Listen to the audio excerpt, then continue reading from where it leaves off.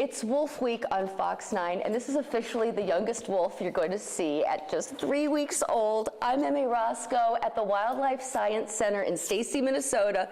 We're going to take you there coming up. Can I teach you how to howl? Oh, oh, oh.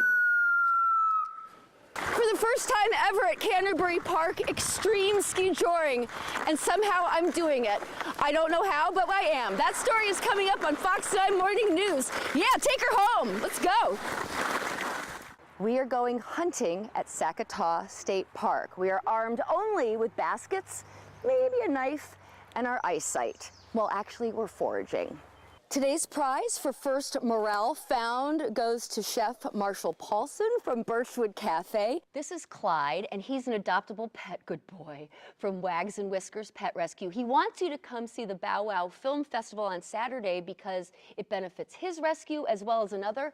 I'm pretty sure no one's going to kick us off the chair here because this is the last showing at the Parkway Theater on 48th in Chicago. That story's coming up. Yeah, get me a popcorn and a Milk Dud.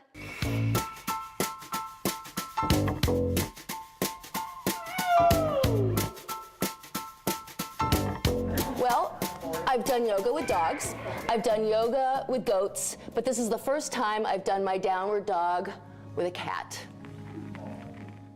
In the land of 10,000 lakes, it only makes sense that one of those lakes has a library on it, a floating library. I'm Rosko. Coming up, we're going to check this out in more ways than one. Hey, this looks pretty good. That story is coming up. I've done yoga with cats at Cafe Meow in Uptown. I've done yoga with goats at Have You Heard in Wisconsin, but this is the first time I've done yoga with llamas at Carlson's Lovable Llamas in Waconia. To do this, we're just gonna do a few quick sun salutations just to warm up a bit. These guys are primary, so if they come over, stop what you're doing and enjoy it. That's part of what yoga is being in the moment. Take pictures, take a selfie, take a picture of somebody else. It doesn't matter. I want you to enjoy them. That's why we're here. This is Brenda Zackerson of Yoga with Llamas. How did this idea come about? Well, originally I got the idea from attending a puppies with yoga class, and it just kind of was a light bulb moment of why not do yoga with llamas. My kids come out here to Carlson Lovable Llamas to participate in the 4-H program, and I'm often out here volunteering and being here with the kids and helping with the 4-H program. And Rick, the owner of Carlson's Lovable Llamas, is always open to new ideas, and he just thought this would be a wonderful opportunity to share llamas with the public. This is Chanel, ready for her close-up, along with Taylor Beery. Taylor, you've been working with llamas for about 5 years. What are some popular misconceptions about llamas? Well, of course, number one, that they always spit at everyone just for no reason. You always see the viral YouTube videos on them spitting or being mean to people, but in reality, you saw how docile they were and how easy they were to come up to people and able to have people just come up and feed them. And I think her ears pricked up when she heard you saying all these wonderful things about her. She's very much so a diva. And then arms just down by our sides, hands are loose. This is Michelle Darso, the yogi here, and I heard you say that the yoga is kind of secondary. Why is that? We want you to be in the present moment, which is all of what yoga is learning how to do that. And if you're here and you're just so focused on yoga and you're ignoring these guys, that's not the point of it. We want this. This is the fun part. I must say, I've never heard so much laughing in a yoga class before. Oh yeah, every time. It's like that. And that's what you want. It's a pretty joyful practice. Oh, exactly. And people leave here with smiles on their faces. Not that you don't do that in a yoga class, but it's a wonderful sound. It's been just an experience I can't explain. It's fantastic. I'm not sure I've seen that move in a yoga class before. What do you call that? This is called the pedal pet. I like it. You know what? Your partner seems to like it too. He does. He's chilling. I was kind of apprehensive about doing that, even though I grew up on a farm. And I don't know why, but I'm so glad I came. This is such a treat, and I didn't know they were this gentle. Well, I have to say, this is one of the most fun yoga classes I've ever taken, so everybody, Namaste. Namaste. These gentle giants, Clydesdale horses, have been associated with Budweiser beer since 1933. The original 6-horse hitch, that was a gift from 2 Bush sons to August Bush Sr. in 1933. And the idea was to commemorate the repeal of Prohibition. That's right. You know what? I think I'm going to need a bigger carrot because these are awfully big mouths, Rudy Helmuth.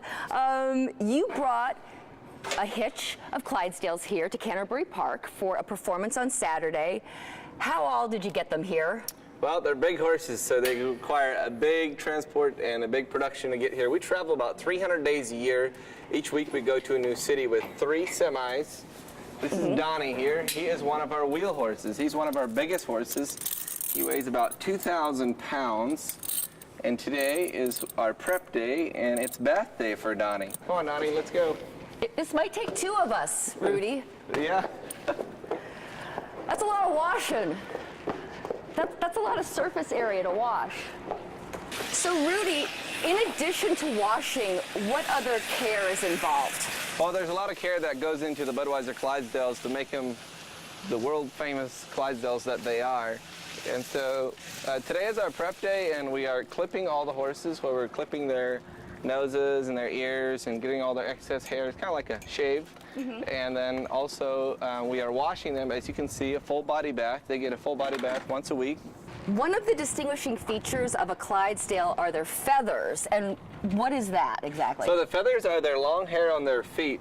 The Clydesdales are iconic for this because they originated in the Clyde River in Scotland, and they actually grew hair to protect their feet. We wash them every day, and we get them as white as possible. And when you see them on all the TV commercials and the shows and everything, they're very white and shiny, and it happens right here. Oh, King, I think I found a good spot by the way you've got your ear cocked. So every day the horses get groomed. First we curry them, and then what, Rudy? What happens? Oh, I think I'm getting a lot out here from King O'Beers. Then we use a vacuum. When we vacuum them like this, get all the loose hair off of them. See all that dirt and loose hair come off? Yes, I do. Nice and shiny. The idea is when you see the Budweiser Clydesdales this weekend on either Saturday or Sunday, they will be immaculate. Not a spot on them, and we wouldn't expect anything less from the world's biggest and best mascot. Back to you. Of course, different areas of the target are worth different point amounts. And if you hit the bullseye, you of course win a free year's supply of beard oil. Just kidding, but you guys wouldn't turn that down, would you? No. Back to you.